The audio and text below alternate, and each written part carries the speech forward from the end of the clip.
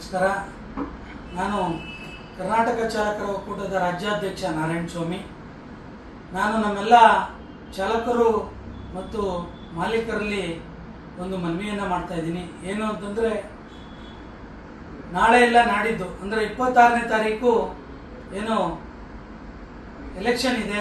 ನೀವೆಲ್ಲರೂ ತಪ್ಪದೆ ಮತದಾನವನ್ನು ಮಾಡಬೇಕು.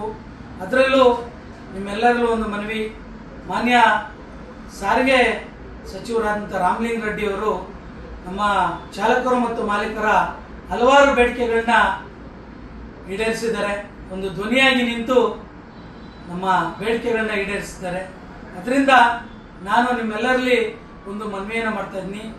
ಬೆಂಗಳೂರು ದಕ್ಷಿಣ ಲೋಕಸಭಾ ಕ್ಷೇತ್ರದ ಕಾಂಗ್ರೆಸ್ನ ಅಭ್ಯರ್ಥಿಯಾದಂಥ ಅವರ ಸುಪುತ್ರಿಯರಾದಂಥ ಸೌಮ್ಯ ರಾಮಲಿಂಗಾರೆಡ್ಡಿಯವರಿಗೆ ನೀವೆಲ್ಲರೂ ನಮ್ಮ ಸಂಘಟನೆಯ ಎಲ್ಲ ಚಾಲಕರು ಮತ್ತು ಮಾಲೀಕರು ಸಂಪೂರ್ಣವಾಗಿ ಬೆಂಗಳೂರು ದಕ್ಷಿಣ ಲೋಕಸಭಾ ಕ್ಷೇತ್ರದ ಅಭ್ಯರ್ಥಿಯಾದಂಥ ಸೌಮ್ಯ ರಾಮಲಿಂಗಾರೆಡ್ಡಿ ಅವರಿಗೆ ಮತವನ್ನು ಹಾಕಿ ಅಭೂತಪೂರ್ವ ಗೆಲುವನ್ನು ತಂದುಕೊಡ್ಬೇಕು.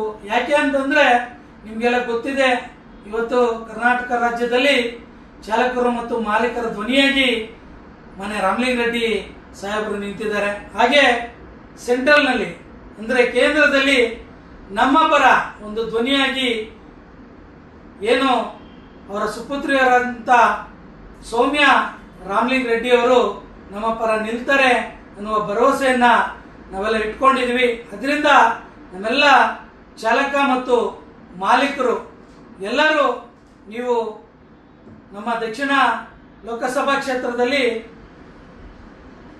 ಸೌಮ್ಯ ರೆಡ್ಡಿ ಅವ್ರನ್ನ ಗೆಲ್ಲಿಸಬೇಕು ಅಂತ ನಿಮ್ಮೆಲ್ಲರಲ್ಲಿ ನಾನು ಮನವಿಯನ್ನು